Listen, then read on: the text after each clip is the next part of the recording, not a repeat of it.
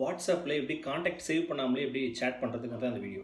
So இந்த வீடியோவில் நீங்கள் ஷார்ட்கட் ஆப் ஓப்பன் பண்ணுங்கள், ப்ளஸ் பட்டனை கிளிக் பண்ணுங்கள், அப்புறம் ஆஸ்க் இன்புட்டுங்கிறத சர்ச் பண்ணி அந்த எலமெண்ட்டை சூஸ் பண்ணுங்கள். அதில் வந்து நம்பருங்கிறத இன்புட்டை வாங்குங்க. ப்ராம்ப்டில் வந்துட்டு என்டர் மொபைல் நம்பர் அப்படிங்கிற ஒரு கொஷினை வந்து நீங்கள் க்ரியேட் பண்ணுங்கள்.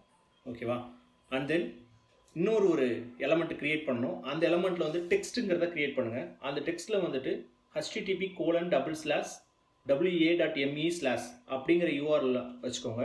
அது கூட அப்பன் பண்ணுறது வந்து நம்ம இப்போ இன்புட் வாங்கணும்ல, அந்த நம்பரை வந்து இங்கே ப்ரொவைடட் இன்புட்டாக வரும், அதை வந்து ஆட் பண்ணிக்கோங்க.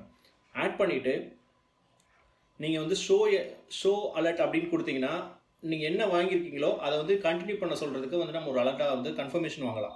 அதுக்கப்புறம் ஓப்பன் URL எலமெண்ட்டை சூஸ் பண்ணுங்கள். அதில் வந்து நம்ம க்ரியேட் பண்ணியிருக்க அந்த URL அப்படிங்க பேஸ்ட் பண்ணுங்கள். பேஸ்ட் பண்ணிட்டீங்கன்னா நீங்கள் ரன் பண்ணும்போது உங்களுக்கு மொபைல் நம்பர் நீங்கள் கொடுத்தீங்கன்னா அதை டன் கொடுக்கும்போது ஃபஸ்ட் டைம் வந்து இந்த பாப்அப் கேட்கும்.